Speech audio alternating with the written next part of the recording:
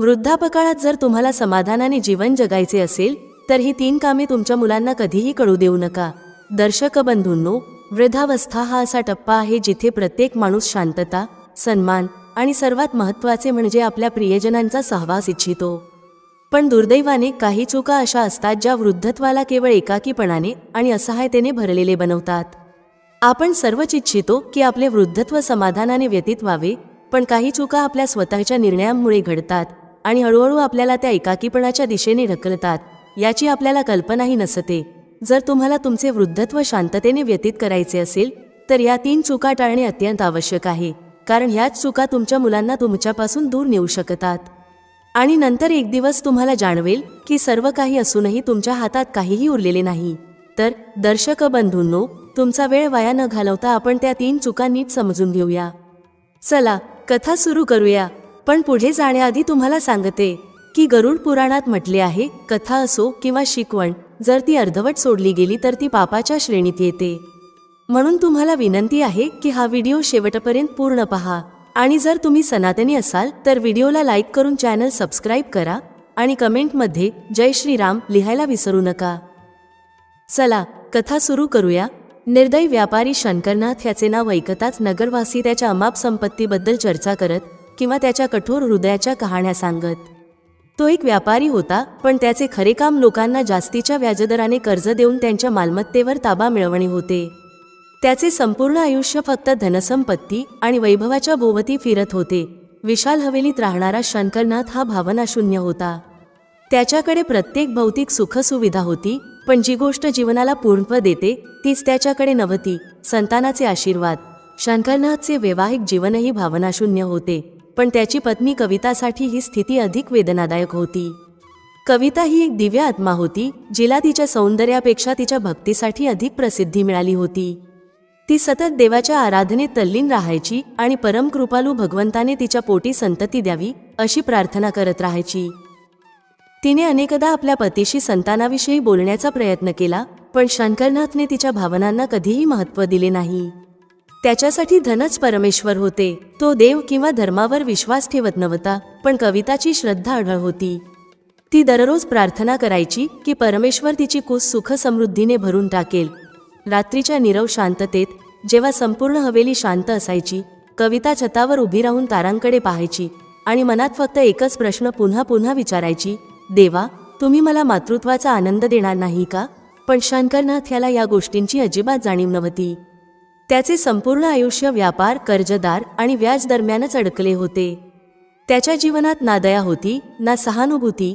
एका दिवशी जेव्हा शीत ऋतूच्या थंड वाऱ्यांनी हवेलीच्या मोठ्या दरवाज्यांवर जोरदार दस्तक दिली, तेव्हा एक अज्ञात संत त्या द्वारी प्रकट झाले। त्यांच्या अंगावर फाटलेले वस्त्र होते, वाढलेल्या जटा होत्या आणि हातात त्रिशूल होता। त्यामुळे ते अत्यंत गूढ वाटत होते। त्यांनी मोठ्या आवाजात हाक दिली, अलख निरंजन। कविता, जी त्यावेळी ईश्वराच्या आराधनेत मग्न होती, ही दिव्य हाक ऐकताच त्वरित उठली आणि दरवाजा उघडण्यासाठी धावली। जसेच तिने संतांना पाहिले, ती श्रद्धेने हात जोडून उभी राहिली आणि विनम्रतेने म्हणाली, बाबा, कृपया आत पधारावे। हा माझ्यासाठी खूप मोठा सुदिन असेल। संतांनी आपल्या गेहेन दृष्टिकोनाने कविताकडे पाहिले आणि हळूवार स्वरात म्हणाले, माता, मी भोजनासाठी आलो नाही, मी फक्त भिक्षा मागायला आलो आहे। कविताने आग्रहपूर्वक सांगितले, बाबा, तुम्हाला भोजन वाढण्याचे सौभाग्य मला लाभेल ही माझ्यासाठी मोठी कृपा आहे। कृपया आत या। संत काही क्षण तिथेच उभे राहिले आणि मग तिच्या विनंतीला मान्यता दिली।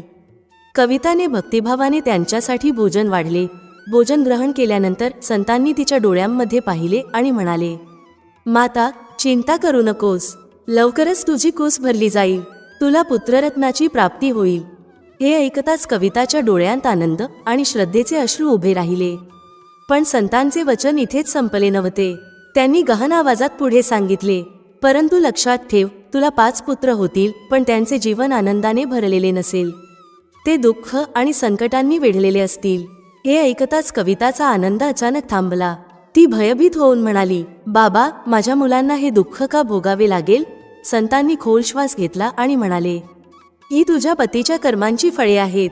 शंकरनाथने जे बीज पेरले आहे त्याची फळे तुझ्या मुलांना भोगावी लागतील। कविताच्या चेहऱ्याचा रंग उडाला।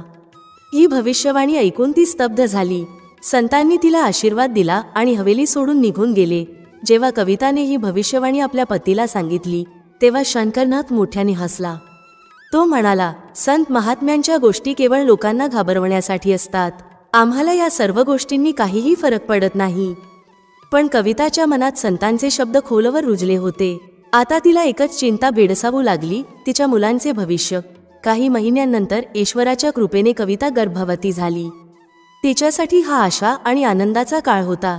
तिने पतीच्या अहंकार आणि अधर्माला बाजूला ठेवले आणि आपल्या होणाऱ्या संतानाच्या तयारीत स्वतःला गुंतवून घेतले. दररोज कविता देवाची पूजा अर्चना करत होती, उपवास धरत होती आणि आपल्या मुलाच्या सुरक्षिततेसाठी प्रार्थना करत होती. पण तिची खोल भक्ती असूनही तिच्या मनात एक अनामिक भीती घर करून राहिली होती. ही भीती तिला सतत संतांच्या भविष्यवाणीची आठवण करून देत होती. त्यामुळे ती वारंवार व्याकुळ होऊन जात होती. जेव्हा कविताने आपल्या पहिल्या पुत्राला जन्म दिला तेव्हा तिच्या आनंदाला सीमा राहिली नाही. पण हा आनंद फार काळ टिकला नाही. जन्माच्या काही तासातच जेव्हा वैद्यांनी सांगितले की हा मुलगा जन्मापासून अंध आहे, तेव्हा हे ऐकून कवितावर जणू आकाश कोसळले.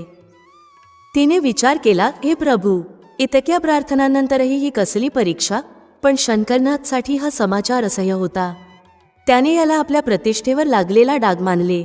कठोर स्वरात तो म्हणाला, आपण या आंधळ्या मुलासोबत राहू शकत नाही. कविताने त्याला समजावण्याचा खूप प्रयत्न केला. हा आपला स्वतःचा मुलगा आहे. त्याला आपल्या प्रेमाची आणि देखभालीची गरज आहे. देवाने तो आपल्याला दिला आहे, त्यामुळे त्याच्या रक्षणाची जबाबदारी आपली आहे. पण शंकरनाथच्या निर्दयी स्वभावामुळे आणि समाजाच्या भीतीमुळे त्याचे हृदय इतके कठोर झाले होते की त्याने स्वतःच्याच मुलाला संपवण्याचा निर्णय घेतला. त्या रात्री जेव्हा कविता गाढ झोपेत होती, शंकरनाथने निर्दयपणे आपल्या नवजात बाळाचा गळा आवळून त्याला मारून टाकले. हे कविताच्या जीवनातील सर्वात मोठे दुःख होते. जेव्हा ती सकाळी जागी झाली तेव्हा तिने आपल्या निष्प्राण मुलाला आपल्या समोर पाहिले. तिच्या डोळ्यांतून अश्रू अनावर वाहू लागले, पण ती काहीच करू शकत नव्हती. पहिल्या मुलाच्या अकाली मृत्यूने कविताच्या आत्म्यावर खोल जखम सोडली. हवेलीच्या थंड रात्री आता आणखीनच भयाण आणि शांत झाल्या. शंकरनाथ पुन्हा आपल्या व्यापारात मग्न झाला, जणू काही झालेच नव्हते. पण कवितासाठी प्रत्येक दिवस एक वेदनादायक आठवण बनत गेला. तिची कुस रिकामी झाल्याची जाणीव तिला वारंवार संतांच्या भविष्यवाणीची आठवण करून देत होती. पण तिच्या आत अजूनही विश्वासाचा एक दिवा तेवत होता. तिने विचार केला, कदाचित ही केवळ एकच परीक्षा होती.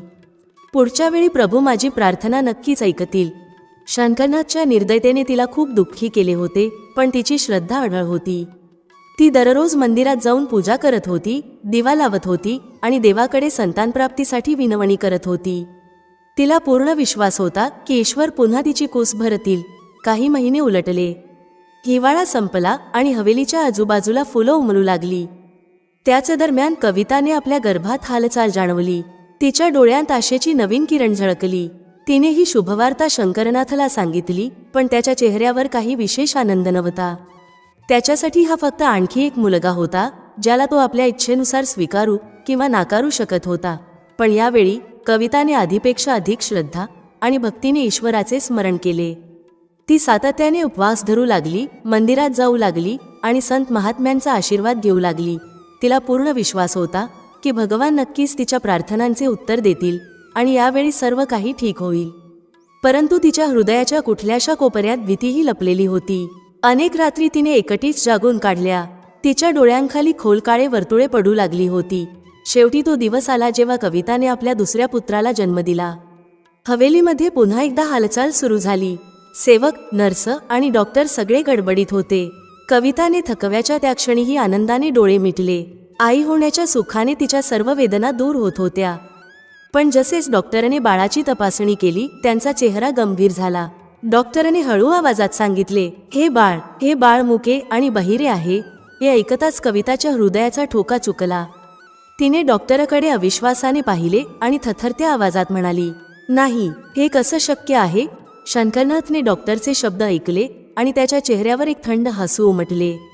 तो कठोर आवाजात म्हणाला, मुका आणि बहिरा, मग हे बाळ आपल्या कसल्या उपयोगाचे?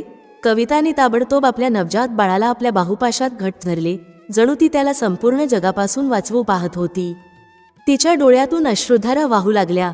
नाही शंकरनाथ, हे आपलं मूल आहे. कृपया त्याला आम्हाला सोडून जाऊ नको. पण शंकरनाथच्या निर्दयतेत काहीही फरक पडला नाही. त्याने कठोर स्वरात सांगितले, आपण या बाळासोबत राहू शकत नाही. तुला वाटतं का की समाज आपल्याला स्वीकारेल? लोक आपल्या कुटुंबाचा अपमान करतील. हे बाळ आपल्यासाठी लाजेचे कारण ठरेल. कविता गयावया करत म्हणाली, मी त्याला सांभाळीन, मी त्याचं पालन करीन, त्याला प्रेम देईन. तो आपला मुलगा आहे. त्याला टाकून देणं म्हणजे आपल्या आत्म्यावर घाव घालणं होईल. पण शंकरनाथचे हृदय आता कठीण दगडासारखे झाले होते. त्याच्या निर्दयी विचारांमध्ये कोणताही बदल झाला नाही. त्या रात्री जसे त्याने आपल्या पहिल्या पुत्रासोबत केले होते, त्याच निर्दयतेने त्याने आपल्या दुसऱ्या मुलाचीही हत्या केली. कविता हे सर्व पाहू शकली नाही. पण जेव्हा तिने आपल्या मृत बाळाला आपल्या कुशीत पाहिले, तेव्हा तिचं हृदय पूर्णपणे तुटून गेलं. तिच्या अंतरातील हंबरडा आता आणखी तीव्र झाला होता. डोळ्यांत झोप नव्हती आणि प्रत्येक रात्री तिची आत्मा आपल्या गमावलेल्या मुलांसाठी रडत राहायची. पण शंकरनाथच्या जीवनावर याचा काहीच परिणाम झाला नाही. त्याने हे फक्त आपल्या सामाजिक प्रतिष्ठेसाठी आवश्यक मानले आणि तो पुन्हा आपल्या व्यापारात व्यस्त झाला. हवेलीमध्ये सोने चांदीचा ऐश्वर्यसंपन्न झगमगाट तसाच राहिला, पण माणुसकीला कोणतीच जागा नव्हती. पण यावेळी काहीतरी वेगळं होतं. शंकरनाथला हळूहळू एक अनामिक अस्वस्थता जाणवू लागली. तो आपल्या प्रशस्त खोलीत एकटा बसून राहू लागला आणि आपल्या पूर्वी घेतलेल्या निर्णयांचा विचार करू लागला. कधी कधी तो रात्री झोपायचा प्रयत्न करत असताना त्याला आपल्या मृत मुलांची धुसर सावली दिसू लागायची. त्यांचे निरागस डोळे, त्यांचे निष्पाप चेहरे वारंवार त्याला त्रास देऊ लागले. पण जसजसा तो या भयानक कल्पनेतून बाहेर पडायचा प्रयत्न करायचा, तसतसे त्याच्या आतल्या निर्दयी व्यक्तीने त्याला विश्वास द्यायचा की त्याने जे काही केले तेच योग्य होते. त्याच्यासाठी प्रतिष्ठा आणि समाजमान्यता हेच सर्वात मोठे सत्य होते आणि त्यांना वाचवण्यासाठी तो कोणत्याही थराला जाऊ शकत होता, मग तो कितीही क्रूर का असेना. अनेक रात्री उलटून गेल्या. आता शंकरनाथच्या मनात एक विचित्र संघर्ष सुरू झाला होता. एकीकडे त्याचे कठोर निर्णय होते जे त्याला योग्य वाटत होते आणि दुसरीकडे गेहन निराशेची खोल खाई होती जिथे त्याची आत्मा हळूहळू बुडत चालली होती. बाहेरून तो जरी कठोर आणि निर्दयी भासत असला तरी आतून तो तुटू लागला होता. हवेलीतील भव्य कक्ष जिथे कधी वैभव आणि योजनांची गजबज होती, आता निर्जन शांततेने व्यापले होते. पूर्वी जिथे तो आपल्या व्यापारात आणि योजनांमध्ये व्यस्त राहायचा, आता छोटीशी गोष्ट सुद्धा त्याला अस्वस्थ करू लागली होती. त्याला जाणवू लागले की आपल्या मृत मुलांच्या आत्म्यांचा भार त्याच्या खांद्यावर वाढत चालला आहे. पण तरीही त्याच्या आतली ती एक छोटीशी आवाज जी त्याला त्याच्या चुकांची जाणीव करून देत होती, तो तिला सतत दडपायचा. त्याने स्वतःशीच विचार केला, हे सगळं फक्त माझं भ्रम आहे, हे फक्त माझ्या मनाचा खेळ आहे. तो स्वतःशीच पुन्हा पुन्हा हे बोलत राहायचा. दुसऱ्या मोठ्या दुःखानंतर कविताची अवस्था अधिकच नाजूक झाली होती. आता तिच्या रात्री फक्त अश्रूंमध्येच विरत होत्या. प्रत्येक सकाळी जेव्हा ती जागी व्हायची, तिला असं जाणवायचं की तिच्या जीवनातून आणखी काहीतरी निसटून गेलं आहे. हवेलीच्या प्रत्येक कोपऱ्यातून तिला आपल्या मृत मुलांचे हसरे आवाज ऐकू यायचे. आता कविताचा ईश्वरावरचा विश्वास कमी होऊ लागला होता. तिने अनेक वेळा देवाला प्रश्न विचारले होते, हे भगवान, मी असा कोणता पाप केला आहे? का माझी कुस पुन्हा पुन्हा रिकामी होते? पण तिला कोणताच उत्तर मिळाले नाही. तिच्या प्रार्थना आता केवळ एक मूर्ख संवाद बनल्या होत्या. तिचे मन वारंवार त्या संताच्या भविष्यवाणीकडे ओढले जात होते जे तिने अनेक वर्षांपूर्वी ऐकले होते. आता 2 अपत्य गमावूनही तिच्या आशेचा दिवा अजूनही तेवत होता, कारण संताने सांगितले होते की तिला 5 पुत्र होतील. कविताने विचार केला, कदाचित तिसरे मूल मला आनंद देईल. कदाचित यावेळी मी माझ्या बाळाला सुरक्षितपणे माझ्या मिठीत घेऊ शकेन. हीच आशेची ज्योत मनात ठेवून तिने पुन्हा एकदा देवासमोर दीप प्रज्वलित केला. यावेळी तिने ठरवले की ती आपल्या बाळाला गमावू देणार नाही. ती प्रत्येक व्रत, प्रत्येक पूजा, प्रत्येक उपवास करेल, जेणेकरून यावेळी सर्व काही ठीक होईल. काही महिन्यांनंतर हवेलीमध्ये पुन्हा एकदा नव्या जीवनाच्या आगमनाची चाहूल लागली. कविताच्या डोळ्यांमध्ये नवीन आशेचा प्रकाश झळकू लागला. ती पुन्हा गरोदर होती. यावेळी ती आधीपेक्षा अधिक सतर्क होती. तिने आपल्या सर्व आशा पूर्णतः भगवंताच्या चरणी समर्पित केल्या होत्या. प्रत्येक सकाळी कविता आपला दिवस मंदिराची सफाई आणि पूजा करून सुरू करायची. आपल्या अंगणातील तुळशीच्या रोपाची सेवा करायची आणि आपल्या गर्भात वाढणाऱ्या बाळासाठी नित्य प्रार्थना करायची. पण यावेळी तिच्या मनात खोलवर भीती होती. तिला संताची भविष्यवाणी वारंवार आठवत होती आणि ती विचार करायची, हे मुलंही माझ्यापासून हिरावले जाईल का? ही चिंता तिला रात्री झोपू देत नव्हती. ती दिवस रात्र देवा प्रार्थना करत राहायची, हे प्रभू, यावेळी माझी कुस रिकामी करू नका.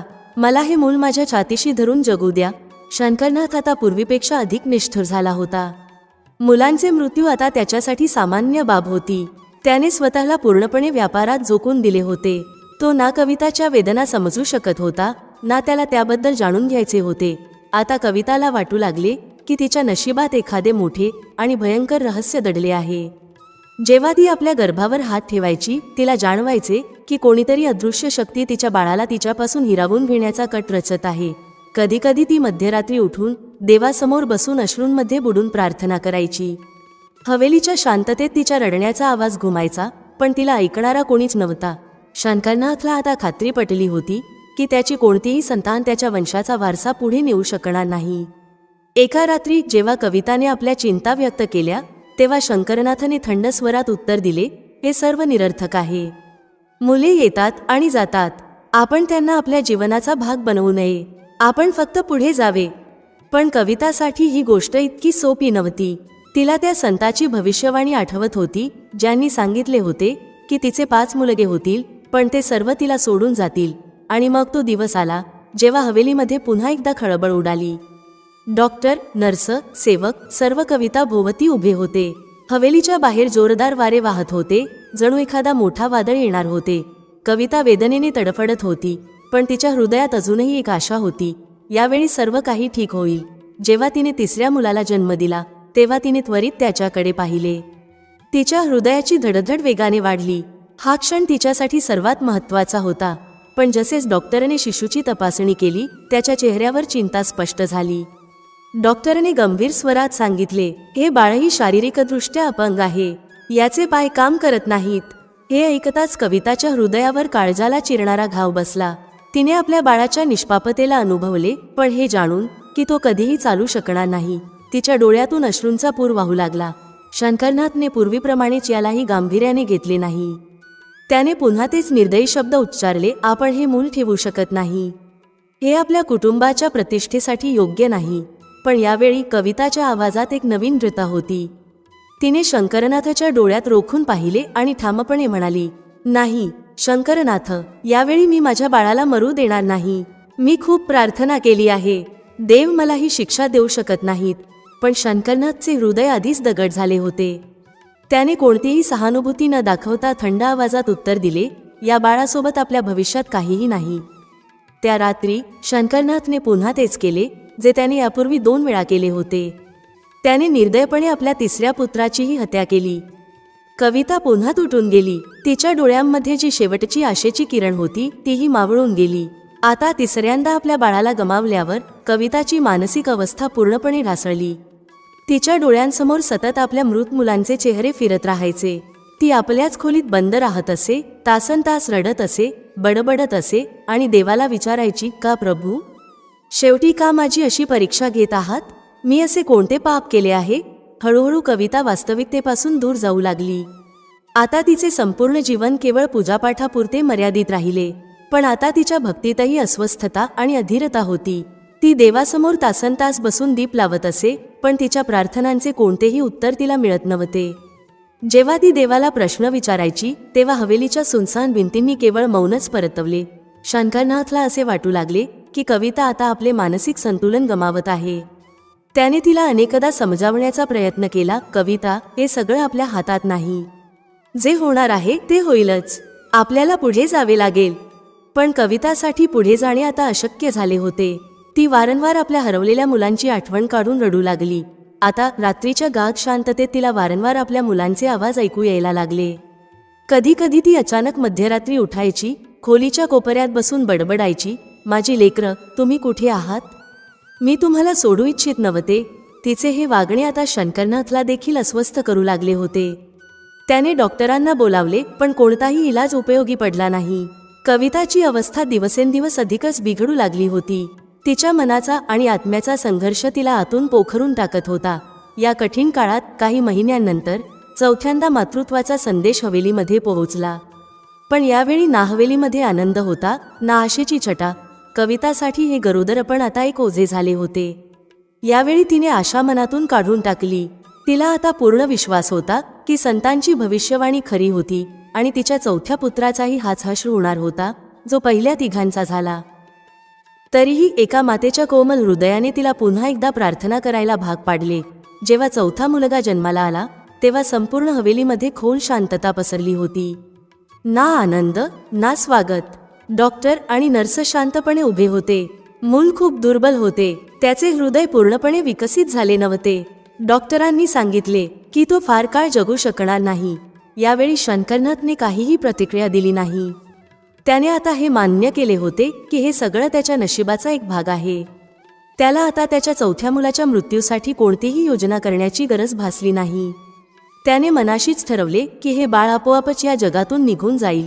कविता, जी आता जवळपास वेडसर अवस्थेत पोहोचली होती, आपल्या बाळाला छातीशी कवटाळून बसायची.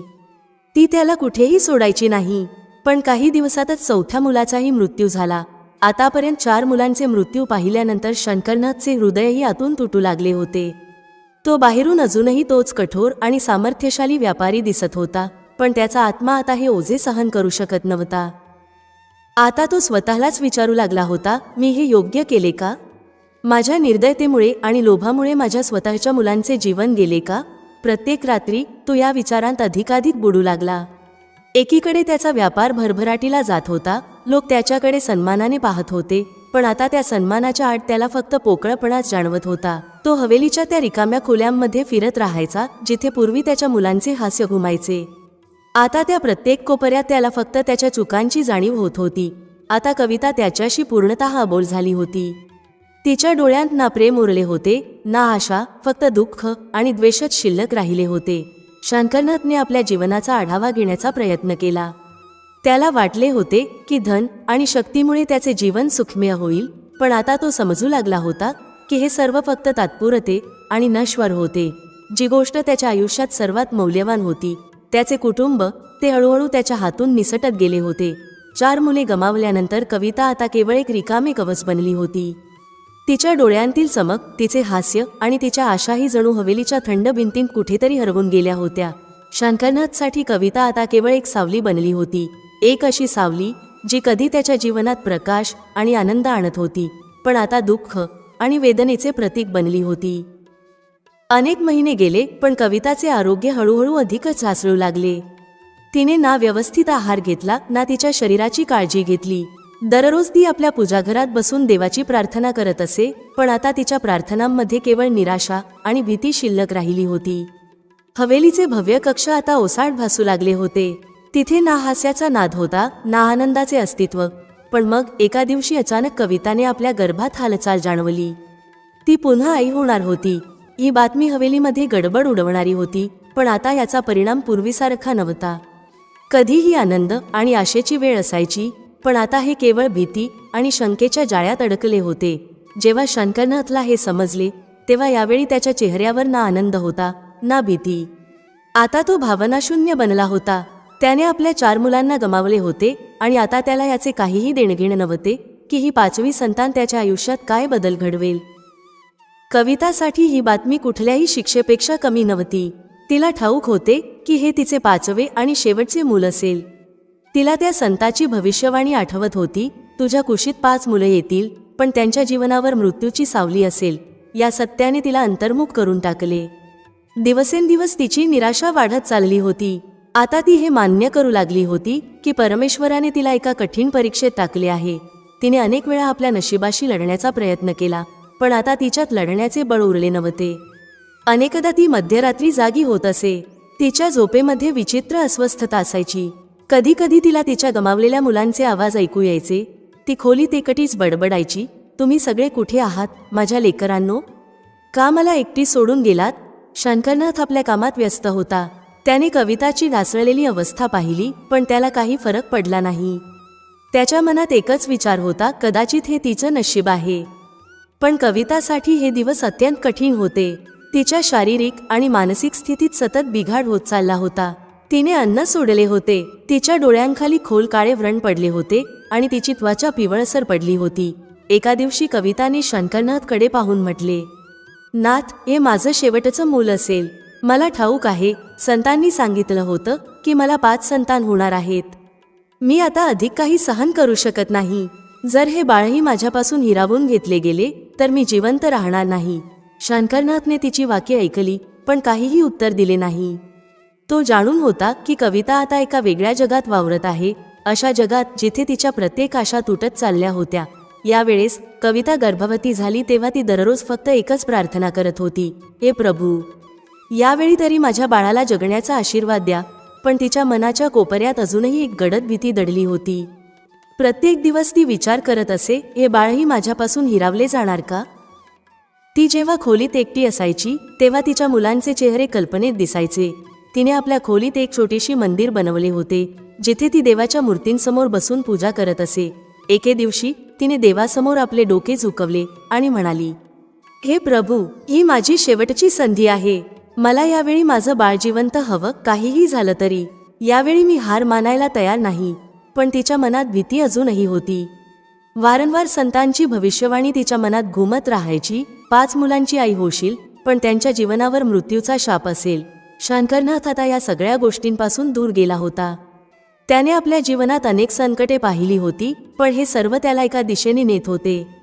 तो दररोज आपल्या व्यापारात व्यस्त राहायचा, पण रात्री जेव्हा तो एकटा असायचा तेव्हा त्याला त्याच्या निर्णयांचा भार जाणवायचा. शेवटी तो पवित्र दिवस आला जेव्हा पुन्हा एकदा हवेलीमध्ये हालचाल झाली. सेवक, नर्स आणि डॉक्टर सगळे धावपळ करत होते. जेव्हा कविताने आपल्या 5व्या मुलाला जन्म दिला तेव्हा तिच्या डोळ्यातून आनंदाश्रू वाहू लागले. हे बाळ मागच्या 4 मुलांपेक्षा वेगळं होतं. तो पूर्णपणे निरोगी होता, त्याच्या डोळ्यांत चमक होती आणि त्याच्या हालचालींनी हे स्पष्ट केले की तो संपूर्ण स्वस्थ आणि सजीव होता.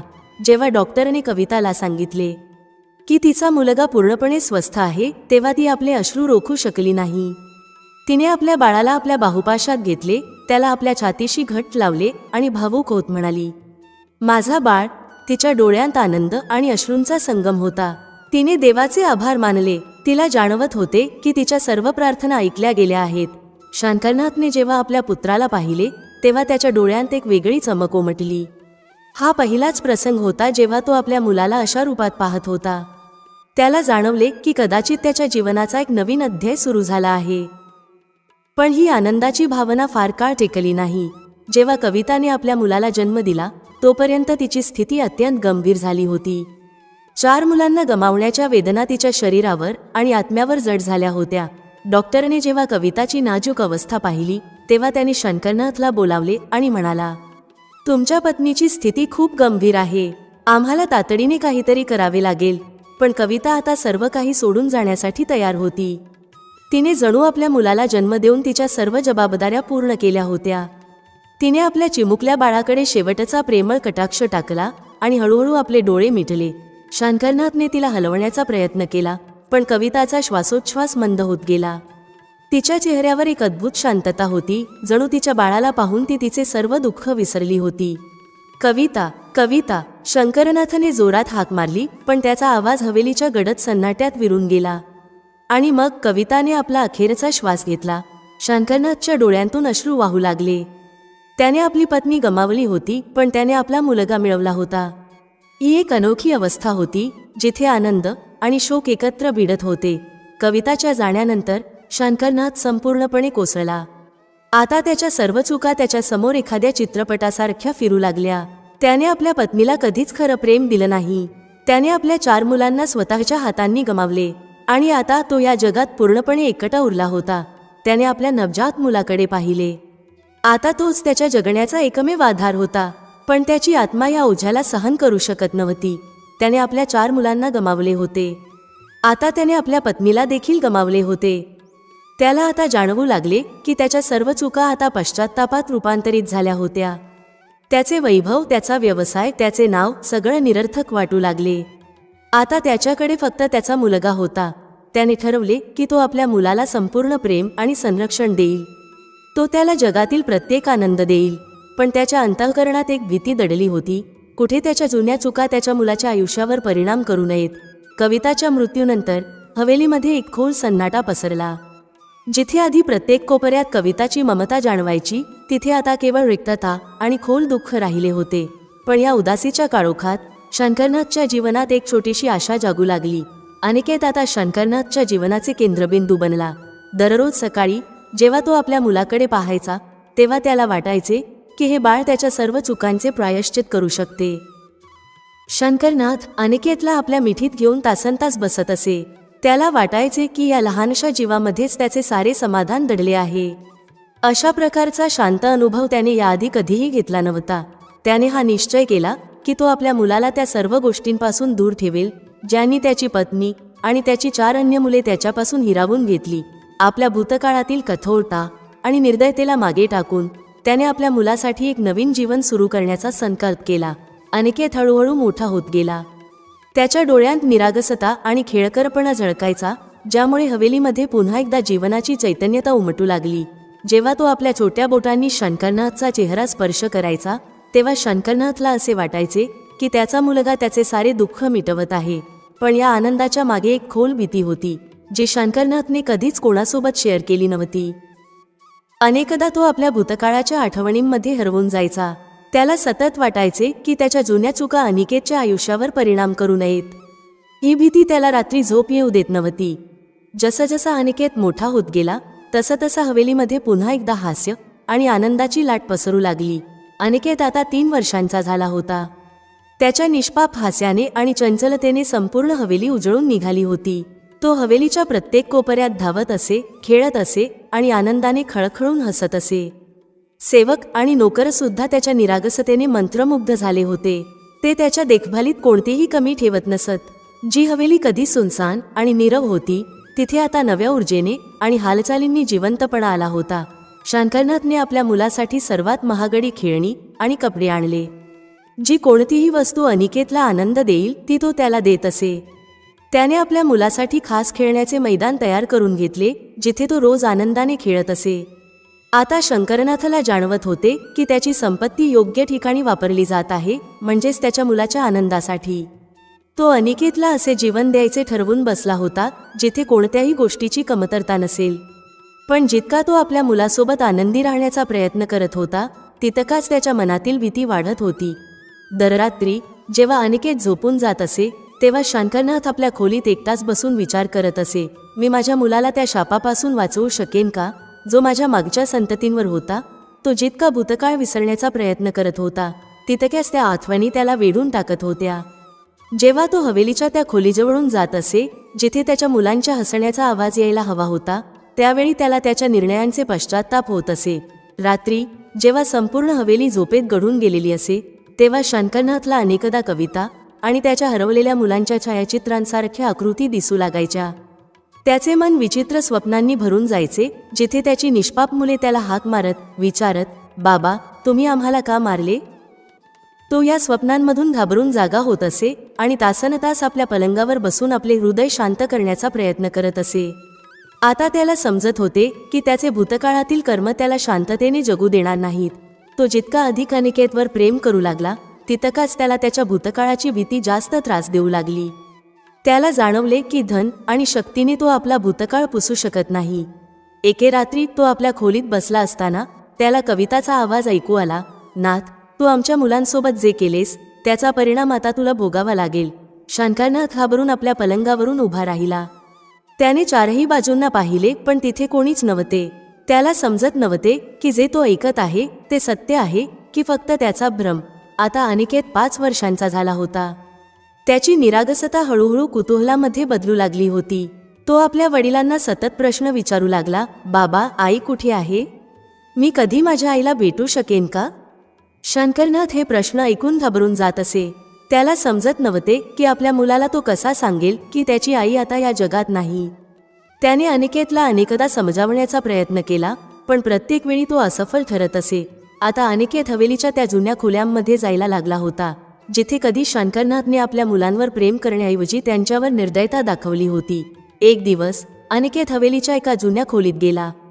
तिथे त्याला एक जुनी बाहुली दिसली. ही तीच बाहुली होती जी कविताने आपल्या पहिल्या मुलासाठी आणली होती. अनिकेतने ती बाहुली उचलली, आपल्या वडिलांकडे गेला आणि मासूम स्वरात विचारले, बाबा ही बाहुली इथे का आहे. ही माझी आहे का. शंकरनाथच्या डोळ्यांसमोर ते दृश्य पाहून भय आणि पश्चात्ताप एकवटले. ही तीच बाहुली होती जी त्याने आपल्या पहिल्या मुलासाठी आणली होती, पण त्याचा मुलगा कधीही ती स्पर्शसुद्धा करू शकला नाही.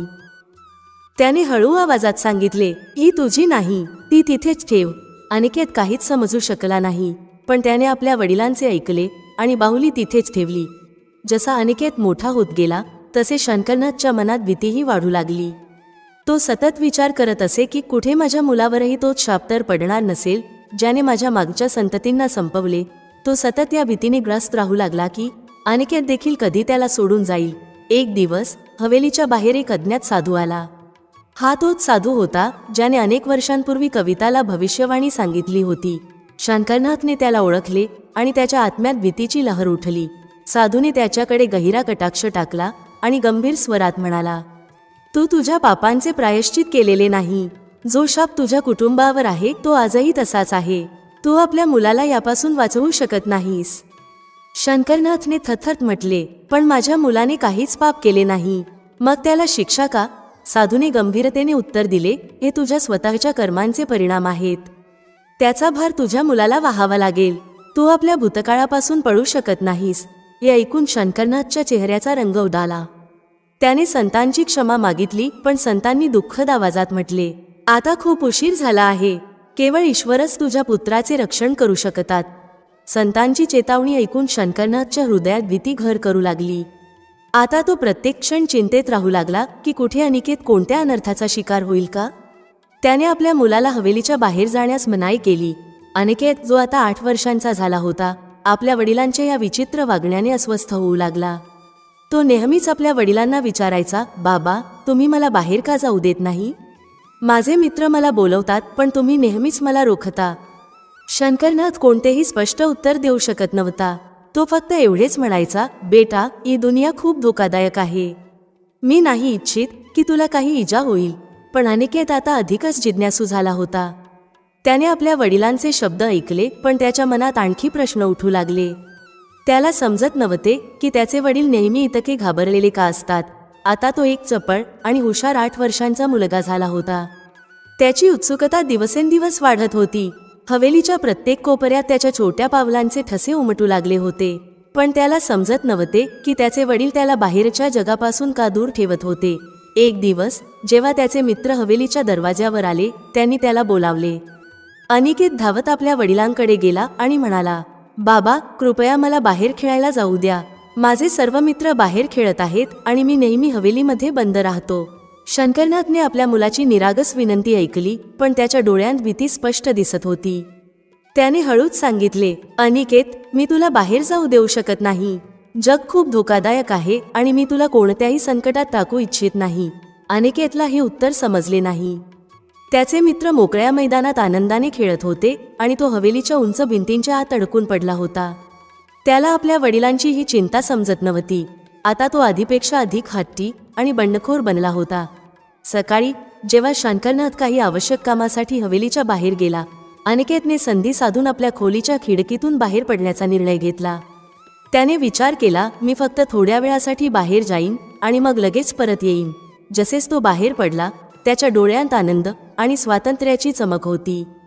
तो वेगाने धावत आपल्या मित्रांकडे गेला, पण त्याला अजिबात कल्पना नव्हती की त्याच्या या निर्णयाने सर्व काही बदलू शकते.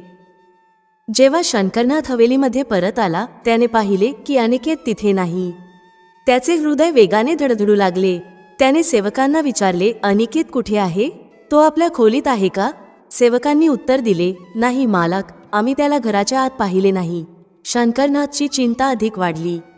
त्याला अचानक साधूची भविष्यवाणी आठवली, तुझे कर्म तुला फळ देतील, पण त्याची किंमत तुझ्या पुत्राला चुकवावी लागेल. त्याच्या हृदयात भीती दाटून आली. त्याने तत्काळ आदेश दिले की संपूर्ण शहरभर अनिकेतला शोधले जावे. त्याचवेळी अनिकेत आपल्या मित्रांसोबत खेळण्यात इतका गुंग झाला होता की त्याला वेळेची जाणीवही झाली नाही. तो हवेलीच्या हद्दींपासून खूप दूर निघून गेला होता. जेव्हा त्याला आठवले की आता घरी परत जायला हवे, तो वेगाने हवेलीच्या दिशेने धावू लागला. पण त्याच वेळी काही अनोळखी माणसांशी त्याचा सामना झाला. ते लोक संशयास्पद दिसत होते आणि अनिकेतला त्यांचे वागणे विचित्र वाटले. तो त्यांच्यापासून दूर जाण्याचा प्रयत्न करत होता, पण त्यांच्यापैकी एकाने त्याला घेरले आणि त्याचा हात पकडला. अनिकेत घाबरला आणि जोरात ओरडू लागला, सोडा मला, मला घरी जायचे आहे. ही घटना घडत असताना शंकरनाथचे सेवक अनिकेतच्या शोधात होते. अखेर त्यांना तो सापडला आणि त्यांनी त्या संशयास्पद व्यक्तीच्या तावडीतून त्याला सोडवले. जेव्हा अनिकेत हवेलीमध्ये परत आला, तेव्हा शंकरनाथने त्याला आपल्या बाहुपाशात घट्ट पकडले. त्याच्या चेहऱ्यावर चिंता आणि भीतीचे मिश्रण स्पष्ट दिसत होते. त्याने अनिकेतकडे पाहिले आणि भावूक होऊन म्हणाला, मी तुला आधीच सांगितले होते की तू बाहेर जाऊ शकत नाहीस. जग खूप धोकादायक आहे बेटा. जर तुला काही झाले असते तर मी तुला कसा वाचवू शकलो असतो. अनिकेत शांतपणे उभा राहिला. त्याला त्याची चूक समजली होती, पण त्याची निरागसता आणि जिज्ञासा त्याला हे स्वीकारू देत नव्हती की बाहेरचे जग इतके धोकादायक असू शकते. आता शंकरनाथने ठरवले होते की तो अनिकेतला नेहमीसाठी हवेलीच्या आतच ठेवेल. त्याने आपल्या सेवकांना कडक आदेश दिले, आजपासून अनिकेतला हवेलीच्या बाहेर जाण्याची परवानगी दिली जाणार नाही. अनिकेतसाठी हा निर्णय खूप कठीण होता. त्याच्या वयात बाहेरील जग पाहण्याची आणि समजून घेण्याची उत्सुकता नैसर्गिक होती, पण आता त्याला अशा जीवनात राहावे लागणार होते जिथे त्याचे एकमेव साथीदार हवेलीच्या उंच भिंती आणि सेवक होते. शंकरनाथने आपल्या मुलाच्या सुरक्षेच्या भीतीपोटी त्याच्या स्वातंत्र्यावर पूर्णपणे बंधन आणले, पण त्याला हे समजले नाही की त्याच्या या निर्णयाने तो आपल्या मुलाला आणखी बंडखोर आणि निराश करत आहे. अनिकेत आता आपल्या वडिलांच्या या निर्णयावर अत्यंत नाराज होता. त्याला असे वाटू लागले की त्याला एका कैद्याप्रमाणे ठेवले जात आहे. तो आपल्या मित्रांपासून दूर झाला होता आणि त्याच्यासाठी हवेलीचे जीवन एका गुदमरवणाऱ्या तुरुंगासारखे बनले होते. अनिकेतने अनेकदा आपल्या वडिलांकडे बाहेर जाण्याची परवानगी मागितली, पण प्रत्येक वेळी शंकरनाथ त्याला नकार देत म्हणायचा, तुला बाहेर जाण्याची काहीच गरज नाही. शंकरनाथ म्हणायचा, मी तुझ्या सुरक्षेसाठी हे सर्व करत आहे. पण अनिकेतला हे सर्व निरर्थक वाटू लागले होते. तो आपल्या वडिलांच्या या अतिरंजित भीतीने त्रासून गेला होता. त्याची जिज्ञासा आता विद्रोहामध्ये बदलू लागली होती. आता त्याने ठरवले की तो आपल्या वडिलांच्या या मनमानीचा विरोध करेल. एक दिवस अनिकेतने आपल्या वडिलांना विचारले, बाबा, तुम्ही माझ्याकडून ही अपेक्षा करू शकत नाही की मी संपूर्ण आयुष्य या हवेलीमध्ये कैद राहीन. मला बाहेरचे जग पाहायचे आहे. मला माझ्या मित्रांसोबत खेळायचे आहे. तुम्ही माझ्याकडून हे सर्व काही हिरावून घेत आहात. शंकरनाथने त्याचे बोल ऐकले, पण त्याचे मन अजूनही भीती आणि अपराधभावाने भरले होते. त्याने आपल्या मुलाच्या प्रश्नांकडे दुर्लक्ष केले आणि शांत स्वरात म्हणाला, तुला अजून काही समजत नाही अनिकेत. जेव्हा तू मोठा होशील तेव्हा तुला कळेल की मी तुझ्यासाठी हे का करत आहे. पण अनिकेत आता आपल्या वडिलांविरुद्ध एक गुप्त योजना आखू लागला होता. त्याने ठरवले की तो कोणत्याही परिस्थितीत बाहेर जाईल, मग त्याचे वडील त्याला कितीही मनाई करू देत.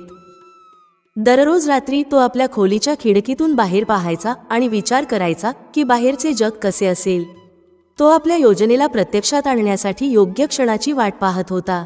त्याला माहीत होते की त्याचे वडील सतत त्याच्यावर लक्ष ठेवून होते, पण एक दिवस त्याने त्यांच्या सर्व नियमांची चौकट तोडण्याचा आणि आपल्या स्वातंत्र्याची पुनःप्राप्ती करण्याचा निर्धार केला. एका रात्री जेव्हा शंकरनाथ गाढ झोपेत होते आणि संपूर्ण हवेली शांततेत बुडालेली होती, अनिकेतने हळूच आपली खोली सोडली आणि हवेलीच्या मागील भागातून बाहेर पडण्याचा प्रयत्न केला.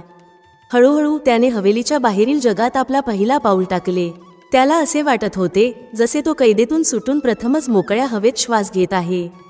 त्याच्या डोळ्यांत आनंद आणि उत्साहाचे मिश्रण होते, पण त्याला याची कल्पना नव्हती की त्याच्या या पावलांच्या मागे एक भयावह सावली फिरत आहे. रात्रीच्या 3ऱ्या प्रहराला जेव्हा शंकरनाथ अचानक झोपेतून जागा झाला, त्याने पाहिले की अनिकेत आपल्या खोलीत नाही. त्याचा आत्मा भीतीने कापू लागला.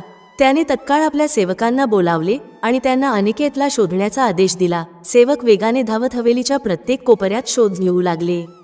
शंकरनाथचे हृदय आता वेगाने धडधडू लागले होते. त्याला पुन्हा तो साधूचा इशारा आठवला, तुझे कर्म तुझ्या मुलाच्या आयुष्यावर परिणाम करतील. आता तो ताबडतोब आपल्या सुरक्षा रक्षकांसोबत हवेलीच्या बाहेर पडला.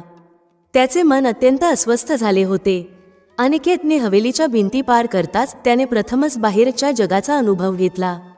हवेलीच्या बाहेरील थंड वारा त्याच्या चेहऱ्यावर आदळला आणि तो मोकळेपणाने श्वास घेऊ लागला. हे एक नवीन जग होते जिथे त्याला कोणत्याही नियमांचे पालन करायचे नव्हते आणि कोणीही त्याच्यावर सतत नजर ठेवत नव्हते. तो त्या क्षणांमध्ये स्वतःला पूर्णपणे मुक्त समजू लागला. जेव्हा अनिकेतने शहराच्या गल्ल्यांमध्ये प्रवेश केला, त्याने पाहिले की बाहेरचे जग पूर्णपणे वेगळे होते. लोक आपापल्या कामांमध्ये मग्न होते. रस्त्यांवर गाड्या धावत होत्या आणि मुले मोकळ्या मैदानात खेळत होती. त्याला हे सर्व नवीन आणि रोमांचक वाटत होते. अनिकेतसाठी हा पहिलाच प्रसंग होता जिथे त्याने बाहेरच्या जगाला इतक्या जवळून पाहिले होते. हा अनुभव त्याला एखाद्या दिव्य लीलेसारखा भासत होता. त्याने त्या मुलांना पाहिले जे खेळत होते आणि आनंदात मग्न होते. त्यांना पाहून त्याच्या मनात एक अलौकिक आकर्षण जागृत झाले आणि तोही त्यांच्या दिशेने धावला. मुलांना त्याला पाहून आश्चर्य वाटले, कारण त्यांनी त्याला यापूर्वी कधीही पाहिले नव्हते. तू कोण आहेस? एका मुलाने उत्सुकतेने विचारले. मी अनिकेत आहे, त्याने गर्वाने उत्तर दिले. मला सुद्धा तुमच्यासोबत खेळायचे आहे. मुलांनी त्याला त्यांच्या खेळात सहभागी करून घेतले आणि प्रथमच अनिकेतने आपल्या वयाच्या मुलांसोबत खेळण्याचा आनंद अनुभवला. त्याला असे वाटत होते जणू तो एखाद्या दिव्य लोकात विहार करत आहे. हवेलीच्या बंधनातून मुक्त होऊन तो या विशाल जगात पूर्णपणे हरवून गेला होता. पण त्याला माहीत नव्हते की ही स्वतंत्रता फक्त काही काळासाठीच आहे. दुसरीकडे जेव्हा शंकरनाथने अनिकेतच्या खोलीत पाहिले तेव्हा त्याचे हृदय कापू लागले. त्याच्या आत एक अनामिक भीती उमटली. त्याने त्वरित आपल्या सर्व सेवकांना आणि रक्षकांना बोलावले आणि त्यांना आदेश दिले की ते अनिकेतला शोधून आणावेत. तो स्वतःही कोणतेही विलंब न लावता बाहेर निघाला. त्याच्या मनात फक्त एकच विचार उमटत होता, ती भविष्यवाणी सत्य होणार आहे का? शंकरनाथचे हृदय वेगाने धडकू लागले आणि त्याच्या डोळ्यांत चिंता स्पष्ट दिसू लागली. तो वारंवार स्वतःला दोष देत होता की त्याने अनिकेतला इतकी स्वतंत्रता का दिली. नगरातील प्रत्येक गल्लीत त्याचे रक्षक धावत होते, पण अंधाऱ्या रात्री अनिकेतला शोधणे अत्यंत कठीण होत होते. त्याने आपल्या रक्षकांना चेतावणी दिली होती की कोणत्याही परिस्थितीत अनिकेतला सुरक्षित परत आणले पाहिजे. आता त्याला हे जाणवत होते की त्याचे जीवन सतत चुका करण्याच्या मालिकेप्रमाणे चालले आहे. 4 मुलांना गमावल्यानंतर आता तो आपल्या शेवटच्या मुलाला देखील गमावण्याच्या उंबरठ्यावर उभा होता. हा विचार त्याच्या अंतर्मनात खोलवर पश्चात्ताप निर्माण करत होता. इकडे अनिकेत पूर्णपणे खेळामध्ये रममाण झाला होता. तो मैदानाच्या एका टोकावरून दुसऱ्या टोकावर धावत होता. कधी चेंडू पकडण्यासाठी झेपावत होता तर कधी आनंदाने हसत होता. तो इतका तल्लीन झाला होता की त्याचे वडील त्याला शोधण्यासाठी बाहेर पडले आहेत हे त्याच्या मनातही आले नाही. पण अचानक खेळाच्या मध्यभागी एक विचित्र शांतता पसरली. अनिकेतला जाणवले की काहीतरी असामान्य घडत आहे. त्याच्या 4ही बाजूंना एक विचित्र नीरवता निर्माण झाली होती. आता त्याच्या आजूबाजूला मुले नव्हती. तो एकटाच उभा होता. त्याला वाटले की हा कदाचित खेळाचा नवा टप्पा असेल. पण जेव्हा त्याने चहूबाजूंनी पाहिले तेव्हा त्याला एक अज्ञात व्यक्ती दिसली. त्या व्यक्तीच्या डोळ्यांत एक अजब चमक होती जी अनिकेतला अस्वस्थ करत होती. तो माणूस हळूहळू अनिकेतच्या दिशेने येऊ लागला. अनिकेतने घाबरून आपले पाऊल मागे घेतले आणि तेथून निघून जाण्याचा प्रयत्न केला. तू कोण आहेस? अनिकेतने धैर्य एकवटून विचारले. तो माणूस काहीही उत्तर न देता फक्त हळूहळू पुढे सरकत राहिला. आता अनिकेतचे हृदय वेगाने धडकू लागले होते. त्याने त्वरित तेथून पळण्याचा निर्णय घेतला. अनिकेत धावत सुटला, पण तो माणूसही त्याच्या मागे धावू लागला. हा अनिकेतच्या आयुष्यातील पहिलाच असा क्षण होता जेव्हा त्याला खऱ्या भयाचा अनुभव येत होता. तो आपली संपूर्ण ताकद लावून पळू लागला, पण त्याला जाणवत होते की तो माणूस हळूहळू त्याच्याजवळ पोहोचत आहे.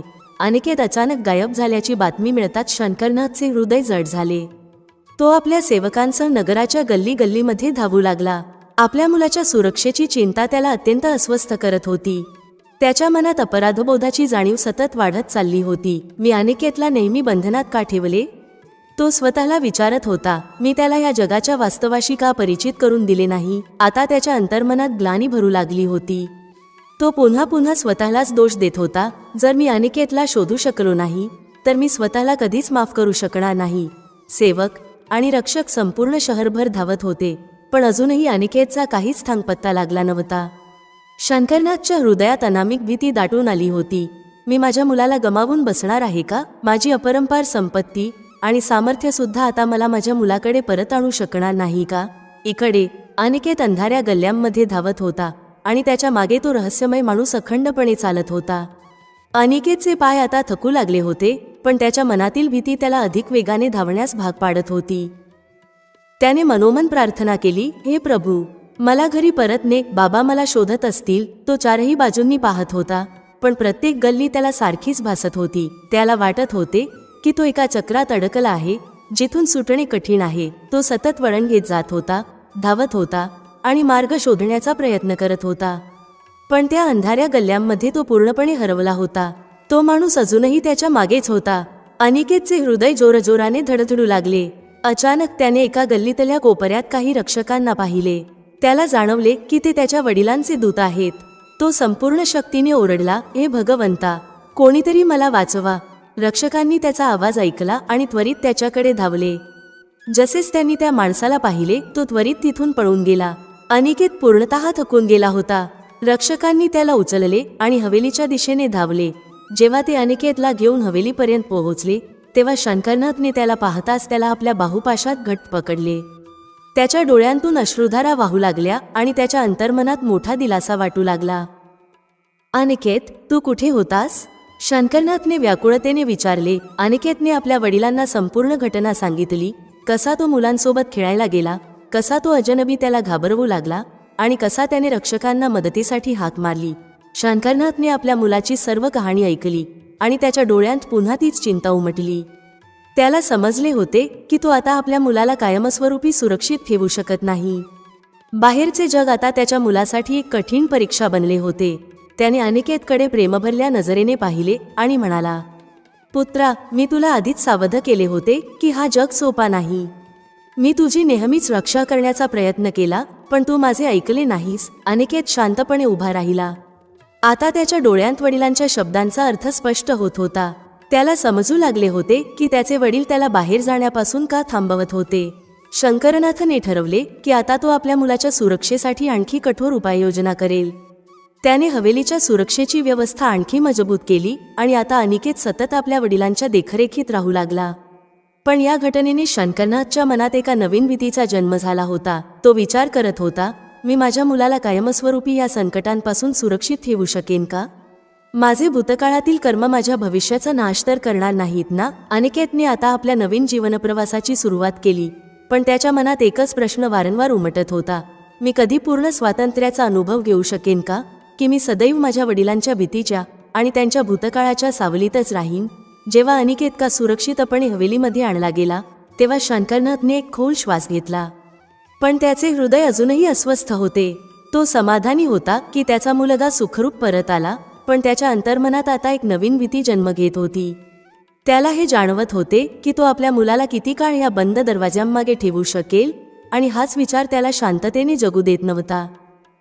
शंकरनाथच्या डोळ्यांत गेहेन चिंता होती आणि त्याच्या हृदयात एक विचित्र शून्यता होती. अनिकेत, जो काही काळापूर्वी स्वतंत्रतेची स्वप्ने पाहत होता, तो आता आपल्या वडिलांच्या डोळ्यांत पाहत होता. त्याची निष्पापता अजूनही त्याच्या चेहऱ्यावर झळकत होती, पण या घटनेने त्याच्या मनात एक नवीन विचार निर्माण केला होता. पहिल्यांदाच त्याने आपल्या वडिलांच्या भीतीला समजून घेतले होते आणि जाणले होते की ते त्याला कोणत्या संकटापासून वाचवू पाहत आहेत. त्या रात्री जेव्हा अनिकेत आपल्या शय्येवर झोपलेला होता तेव्हा त्याच्या मनात असंख्य प्रश्न उभे राहिले. त्याने त्या रहस्यमय माणसाला पाहिले होते ज्याने त्याला घाबरवले होते.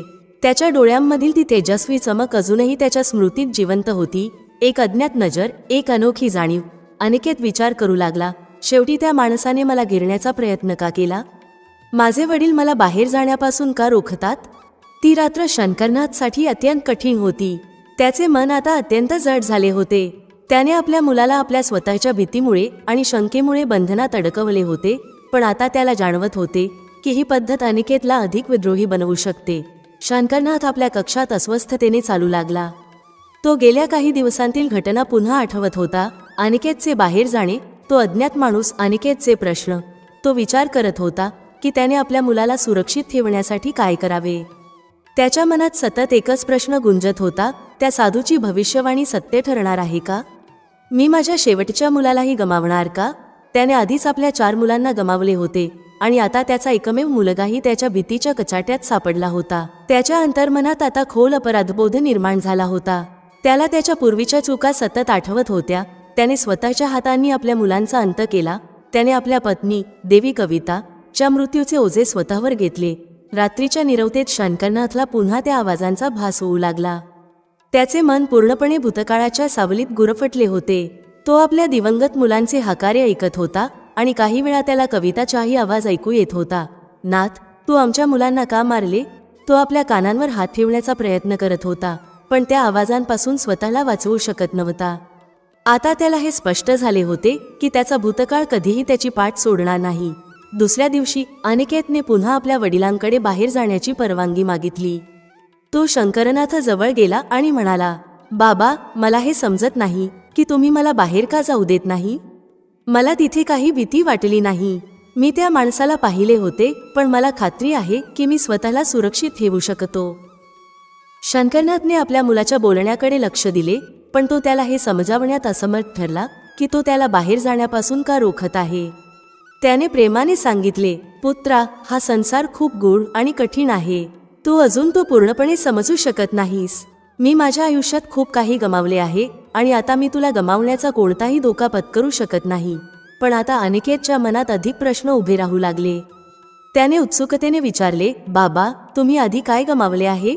माझे भाऊ बहिणी होते का? शंकरनाथ या प्रश्नाने चमकला. तो कधीच आपल्या भूतकाळाविषयी अनिकेत सोबत बोलला नव्हता. तो हे कायमच टाळत आला होता की त्याचे 4 भाऊ बहिणी होते जे आता या जगात नव्हते. तो हा प्रश्न टाळण्याचा प्रयत्न करत म्हणाला, पुत्रा, ही वेळ अजून या गोष्टी जाणून घेण्याची नाही. एक दिवस तुला सर्व काही समजेल, पण आता नाही. पण अनिकेतसाठी हे उत्तर अपूर्ण होते. त्याला जाणवले की त्याचे वडील काहीतरी लपवत आहेत आणि त्यामुळे त्याची जिज्ञासा आणखी वाढली. जसे जसे दिवस जात होते तशी हवेलीमध्ये एक विचित्र शांतपणा निर्माण होऊ लागली. भव्य खोलींच्या भिंतींमध्ये एक रहस्यमय कंप जाणवू लागला. रात्रीच्या वेळी हवेलीमध्ये अजब घटना घडू लागल्या. कधी एखाद्या खोलीचा दरवाजा आपोआप उघडायचा, तर कधी अचानक प्रचंड वारा सुटून खिडक्या बंद व्हायच्या. सेवकसुद्धा या घटनांमुळे घाबरलेले असायचे. अनिकेतला अनेकदा रात्री कुणाच्या पावलांचे आवाज ऐकू यायचे किंवा दरवाजाच्या जवळ एखादी सावली दिसायची. तो अनेक वेळा उठून पाहायला जायचा, पण तिथे कोणीच नसायचे. एके दिवशी अनिकेतने आपल्या वडिलांशी या घटनांबद्दल चर्चा केली. बाबा, तुम्हाला पण हवेलीमध्ये काहीतरी विचित्र वाटतं का? शंकरनाथ हा प्रश्न ऐकून काही क्षण स्तब्ध राहिला. त्याच्या डोळ्यांत चिंता स्पष्ट दिसू लागली. तो स्वतः देखील या अघटित घटनांचा अनुभव घेत होता. रात्रीच्या वेळी त्याला अनेकदा अजीब स्वप्ने पडायची, जिथे त्याच्या दिवंगत मुलांच्या आवाजांनी त्याला हाक मारलेली असायची. त्याला हे समजत नव्हते की हे सर्व काय आहे, पण आता त्याला जाणवत होते की त्याचा भूतकाळ त्याच्या वर्तमानावर प्रभाव टाकत आहे. या घटनांनंतर शंकरनाथने त्या वृद्ध साधूला भेटण्याचा निर्णय घेतला. हाच तो साधू होता ज्याने वर्षांपूर्वी कविताला 5 मुलं होण्याची भविष्यवाणी केली होती.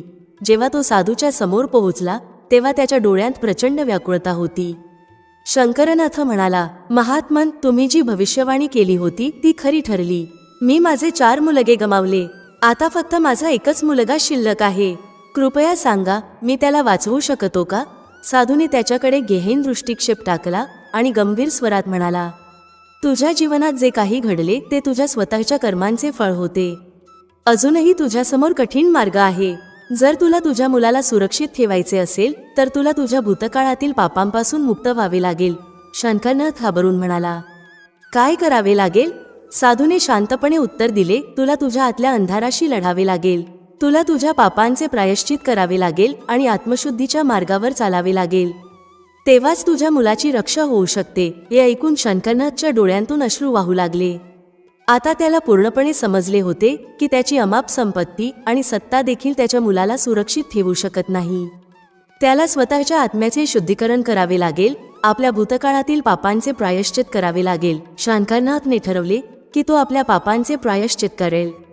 त्याने आपली संपूर्ण शक्ती आपल्या मुलाच्या सुरक्षिततेसाठी अर्पण केली आणि आपल्या जीवनशैलीत बदल घडवण्याचा संकल्प केला. पण हा मार्ग सोपा नव्हता. रोजच त्याला आपल्या भूतकाळाच्या सावलीला सामोरे जावे लागत होते. त्याला आता जाणवू लागले होते की त्याच्या पूर्वीच्या निर्णयांनीच त्याला या अंधकारात लोटले आहे. आता त्याला स्वतःला या बंधनातून मुक्त करायचे होते. अनिकेत, जो आपल्या वडिलांच्या जीवनातील हा बदल पाहत होता, त्याला हे समजत नव्हते की हे सर्व का घडत आहे. त्याने आपल्या वडिलांच्या डोळ्यांत एक वेगळीच वेदना पाहिली होती.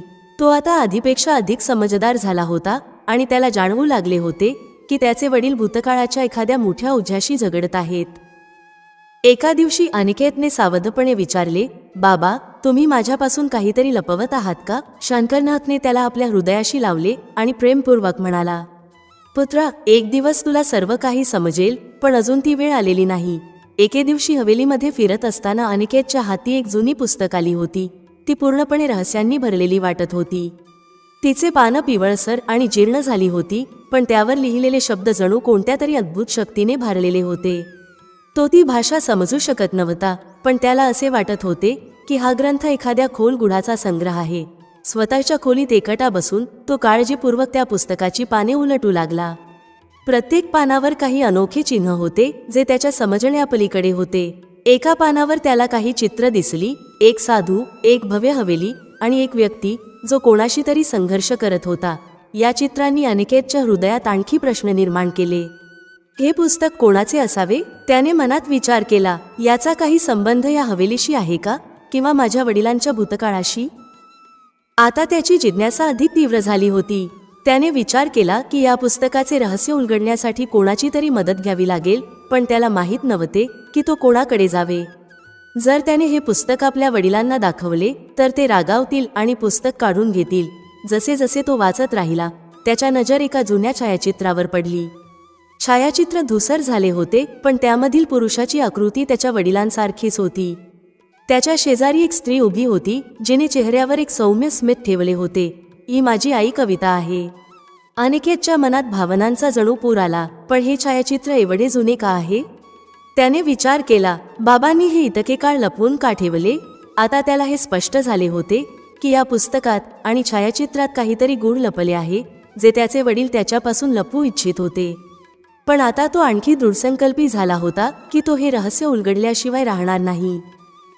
दरम्यान हवेलीमध्ये रात्रीच्या वेळी घडणाऱ्या विचित्र घटनांचा सिलसिला अजूनही सुरू होता. जेव्हा संपूर्ण हवेली शांत असायची तेव्हा अनिकेतला काही गूढ आवाज ऐकू यायचे. कधी कोणता दरवाजा आपोआप उघडायचा, तर कधी खिडकीबाहेर एखादी सावली उमटायची. हे फक्त एक योगायोग आहे का? अनिकेतने विचार केला, किंवा या घटनांचा काही संबंध या पुस्तकाशी आहे. एका रात्री जेव्हा संपूर्ण हवेली झोपेत होती तेव्हा अनिकेतने ठरवले की तो स्वतः हे रहस्य शोधण्याचा प्रयत्न करेल. त्याने आपल्या खोलीतून एक दिवा उचलला आणि हळूच बाहेर पडला. हवेलीच्या प्रत्येक कोपऱ्यात गडद अंधार पसरला होता आणि अनिकेतच्या हृदयाची धडधड वाढली होती. त्याने त्या जुन्या बंद असलेल्या खोल्यांकडे पावलं टाकली, ज्या वर्षानुवर्षे बंद पडलेल्या होत्या. दरवाजांवर साचलेली धूळ आणि कोळ्यांचे जाळे हे दर्शवत होते की तिथे कित्येक दिवस कोणीही गेलेले नव्हते. त्याने हलकेच एका खोलीचे दार उघडले. आत अंधारच अंधार होता, पण दिव्याच्या प्रकाशात त्याला काही जुन्या वस्तू दिसल्या. खोलीच्या आत एक जुनी अलमारी होती, ज्यावर गंज लागलेले कुलूप होते. अनिकेतने कुलूप उघडण्याचा प्रयत्न केला, पण ते घट्ट बसलेले होते. त्याने अधिक जोर लावला आणि शेवटी ते कुलूप उघडले. आत काही प्राचीन दस्तऐवज होते, ज्यांवर पिवळसर पडलेली पाने आणि हस्तलिखित मजकूर होता. अनिकेतने त्या दस्तऐवजांना उचलले आणि आपल्या खोलीत घेऊन आला. आता त्याची जिज्ञासा अजून तीव्र झाली होती. आपल्या खोलीत परतताच त्याने शांतपणे त्या दस्तऐवजांचा अभ्यास सुरू केला. हे अत्यंत प्राचीन लेख होते आणि जे काही त्याने वाचले त्याने तो अचंबित झाला. त्या दस्तऐवजात हवेलीच्या भूतकाळाशी संबंधित अनेक गूढ रहस्य नमूद होती. त्यात लिहिले होते की ही हवेली कधी काळी अत्यंत समृद्ध कुटुंबाची होती, परंतु एक वेळ अशी आली जेव्हा या कुटुंबाने काही चुकीचे निर्णय घेतले, ज्यामुळे त्यांच्या संपत्तीचा नाश झाला. अनिकेतने वाचले की या हवेलीवर एक प्राचीन शाप होता, जो त्यावेळी सुरू झाला जेव्हा त्याच्या परदादाने एका निर्दोष व्यक्तीची हत्या केली होती. त्या घटनेनंतर या कुटुंबावर एक अदृश्य दंड बसला होता, ज्यानंतर प्रत्येक पिढीतील कोणीतरी अचानक आणि भयानक मृत्यूला सामोरे जात राहिले होते. अनिकेतच्या हातून दस्तऐवज खाली पडले. त्याच्या मनात भीतीची एक तीव्र लाट उसळली. हे खरं आहे का? माझं कुटुंब खरंच कोणत्या शापाचं बळी आहे का? माझं भविष्यही या शापाशी जोडलेलं आहे का? तो भयभीत झाला होता, पण आता त्याला हे स्पष्ट झाले होते की हाच तो कारण होता, ज्यामुळे त्याचे वडील सदैव भयभीत राहत होते. हा शाप त्यांच्या कुटुंबाला अनेक पिढ्यांपासून त्रस्त करत आला होता आणि आता तो त्याच्या वडिलांवर आणि त्याच्या स्वतःच्या जीवनावरही छाया टाकत होता. दुसऱ्या दिवशी अनिकेतने आपल्या वडिलांच्या चेहऱ्यावर काहीतरी वेगळं पाहिलं. शंकरनाथ रोजच्याप्रमाणे पूजा करत होते, पण आज त्यांच्या डोळ्यात थकवा आणि चिंता स्पष्ट दिसत होती. अनिकेत त्यांच्या जवळ जाऊन म्हणाला, बाबा, तुम्ही माझ्यापासून काहीतरी लपवत आहात का? शंकरनाथने त्याच्या प्रश्नाकडे दुर्लक्ष करण्याचा प्रयत्न केला, पण आता अनिकेत त्यांना सत्य सांगण्यास भाग पाडत होता. बाबा, मला माहीत आहे की या हवेलीवर कोणता तरी शाप आहे. मी दस्तऐवजांमध्ये वाचले आहे. हे खरं आहे का? शंकरनाथ हे ऐकून स्तब्ध झाले. त्यांनी कधीही कल्पनाही केली नव्हती की अनिकेतला हे सर्व समजेल. काही काळ शांत राहिल्यानंतर त्यांनी खोल श्वास घेतला आणि म्हणाले, होय पुत्रा, हे सत्य आहे. आपल्या कुटुंबावर एक शाप आहे, जो माझ्या आजोबांच्या एका चुकीच्या कृत्यामुळे सुरू झाला होता. अनिकेतने आपल्या वडिलांच्या डोळ्यात अश्रू पाहिले. आता तो समजू शकत होता की त्यांच्या मनात ही भीती का होती. पण बाबा, आपण या शापातून मुक्त होऊ शकतो का? त्याने चिंताग्रस्त स्वरात विचारले. शंकरनाथ निराशेने म्हणाले, मी खूप प्रयत्न केले पुत्रा, पण हा शाप आपल्या जीवनावर हावी झाला आहे. मी माझे 4 पुत्र गमावले आणि आता मी तुलाही गमावू शकत नाही. हे ऐकून अनिकेत खोल विचारात पडला. आता त्याला समजले की त्याचे वडील त्याला हवेलीबाहेर जाण्यास का मनाई करतात. हे सर्व त्या शापामुळे होते जो त्यांच्या आयुष्यावर छाया धरून होता. पण अनिकेतने ठरवले होते की तो या शापाचा नक्कीच काही ना काही उपाय शोधेल. त्याने आपल्या वडिलांना सांगितले, बाबा, आपण हे बदललेच पाहिजे. आपण यावर कोणता तरी मार्ग शोधला पाहिजे. शंकरनाथने थकलेल्या चेहऱ्याने मंद हसू देत उत्तर दिले, पुत्रा, मी प्रत्येक शक्य प्रयत्न केला आहे. मी साधूंची मदत मागितली, मंदिरात प्रार्थना केली, पण काहीच यशस्वी झाले नाही.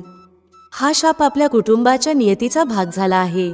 अनिकेतने आपल्या वडिलांचे शब्द ऐकले, पण त्याला एवढ्या सहज हार मानायची नव्हती. त्याने निश्चय केला की तो स्वतःचे या शापाचे उत्तर शोधेल. त्याने पुन्हा पुस्तक उचलले आणि त्यातील संकेत समजून घेण्याचा प्रयत्न करू लागला. त्या ग्रंथात काही असे श्लोक आणि संकेत होते जे त्याच्या समजण्याच्या पलीकडे होते.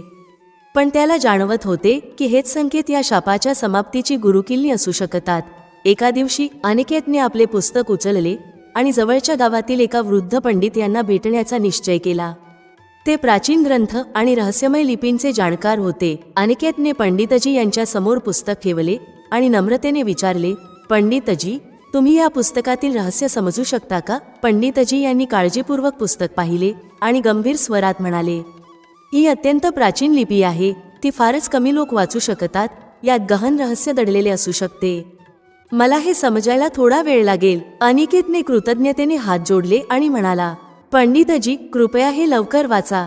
हे आमच्या कुटुंबासाठी अत्यंत महत्त्वाचे आहे. पुढील काही दिवस अनिकेत आणि शंकरनाथसाठी अत्यंत कठीण गेले. पंडितजी पूर्ण श्रद्धेने त्या प्राचीन ग्रंथाचे वाचन आणि त्याचा अर्थ समजून घेण्यात मग्न होते, तर शंकरनाथ आपल्या अंतर्मनातील भीती आणि अपराधभावाशी संघर्ष करत होते. अनिकेतची सर्व आशा आता पंडितजींवर अवलंबून होती. त्याला विश्वास होता की या शापाचा काही ना काही अंत नक्कीच असणार. त्याने आपल्या वडिलांना धीर देत म्हटले, बाबा, आपण या शापातून मुक्त होऊ शकतो. मला पूर्ण विश्वास आहे की पंडितजी याचा काही ना काही उपाय काढतील. शंकरनाथने आपल्या मुलाचे शब्द ऐकले, पण त्यांच्या मनात अजूनही संशय होता. त्यांना हे स्वीकारणे कठीण जात होते की त्यांचे कुटुंब या शापातून खरोखर मुक्त होऊ शकते. काही दिवसांनी अनिकेत अत्यंत अस्वस्थतेने पंडितजींना भेटण्यासाठी गावाकडे निघून गेला.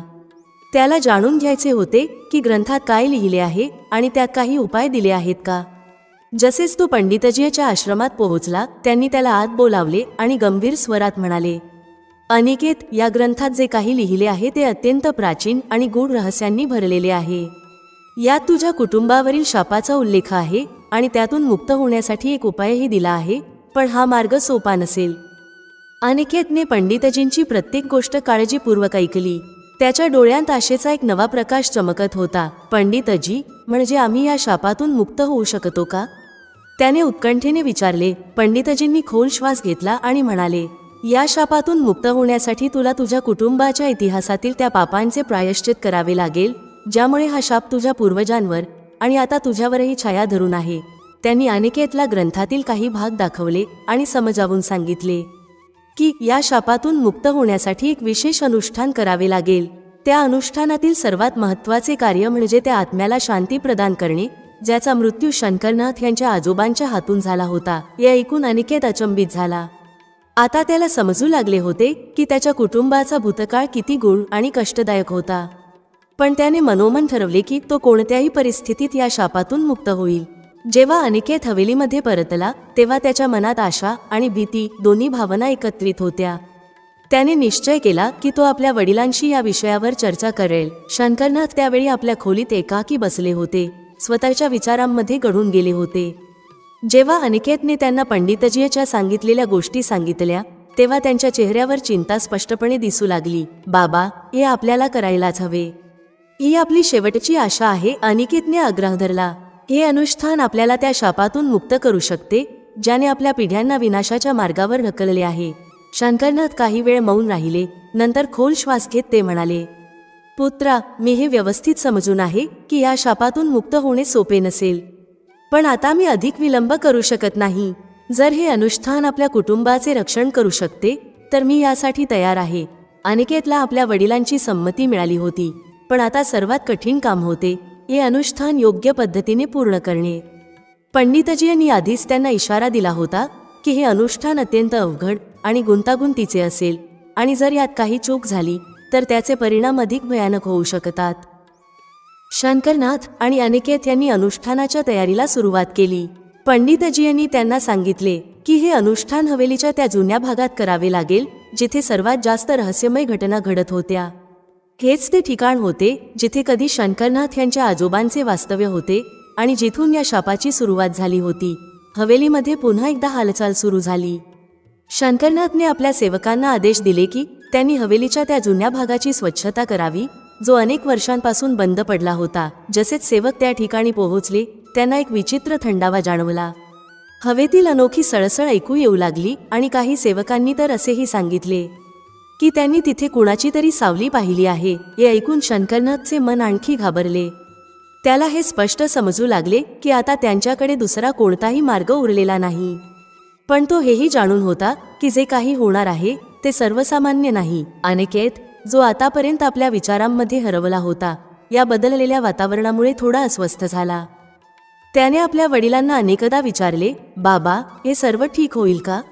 आपल्याला या अनुष्ठानापासून भीती वाटली पाहिजे का? शंकरनाथने त्याला धीर दिला. घाबरू नकोस पुत्र, या शापातून मुक्त होण्यासाठी हे करणे आवश्यक आहे.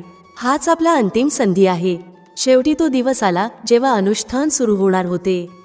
पंडितजींनी शंकरनाथ आणि अनिकेतला विशेष सूचना दिल्या होत्या की अनुष्ठान कसे करायचे. त्यांनी स्पष्ट सांगितले की हे अनुष्ठान मध्यरात्री सुरू होईल जेव्हा संपूर्ण हवेली शांत असेल. रात्र जसजशी गडद होत गेली तसा हवेलीभोवती एक विचित्र निर्वपणा पसरू लागला. हवेच्या सळसळीने आणि दूर कुठेतरी ऐकू येणाऱ्या घुबडाच्या आवाजाने वातावरण अधिक रहस्यमय बनले होते. शंकरनाथ आणि अनिकेत दोघांनीही मानसिकरित्या स्वतःला तयार केले होते. जसेच घड्याळाने 12 वाजवले, दोघांनीही अनुष्ठान सुरू केले. पंडितजींनी आधीच सांगितले होते की सर्वप्रथम त्या आत्म्याची पूजा करावी लागेल जी शंकरनाथच्या आजोबांमुळे आपल्या देहाचा त्याग करायला बाध्य झाली होती. हे पूजन विशेष मंत्र आणि प्रार्थनांसह केले जात होते. परंतु अनुष्ठान सुरू होताच हवेलीमध्ये अजब घटना घडू लागल्या. दारे आपोआप थरथरू लागली, खिडक्यांवर जोरदार आवाज होऊ लागले आणि हवेलीच्या आत अचानक थंडावा वाढू लागला. असे वाटत होते की एखादी अदृश्य शक्ती त्यांना थांबवण्याचा प्रयत्न करत आहे. अनिकेतने आपल्या वडिलांकडे पाहिले. त्याच्या डोळ्यांत स्पष्ट भीती होती, पण त्याने आपले लक्ष पूजेमध्ये केंद्रित ठेवले. पंडितजींनी आधीच बजावले होते की कोणत्याही परिस्थितीत अनुष्ठान थांबवू नये, मग काहीही झाले तरी. जसे जसे अनुष्ठान पुढे जात गेले तशी हवेलीतील रहस्यमय घटना अधिकच भयानक बनत गेल्या. कधी वाटायचे की भिंतींमधून कोणीतरी रडत आहे, तर कधी भिंतींवरील चित्रे हलत असल्याचे भासू लागले. शंकरनाथचे हृदय वेगाने धडधडू लागले. त्याला समजेनासे झाले की ते जे करत आहेत ते योग्य आहे की नाही. त्याला असे वाटू लागले की या अनुष्ठानासोबतच एखादा मोठा संकट येणार आहे. तेव्हाच अचानक हवेलीच्या एका कोपऱ्यातून प्रचंड धडाम असा आवाज आला. अनिकेतने भीतीने त्या दिशेने पाहिले जिथून आवाज आला होता. तिथे एक जुने दार आपोआप उघडले गेले होते. बाबा, हे दार हे आपोआप कसे उघडले? अनिकेतने घाबरून विचारले. शंकरनाथने चिंता भरल्या स्वरात उत्तर दिले, काहीही झाले तरी आपण अनुष्ठान बंद करता कामा नये.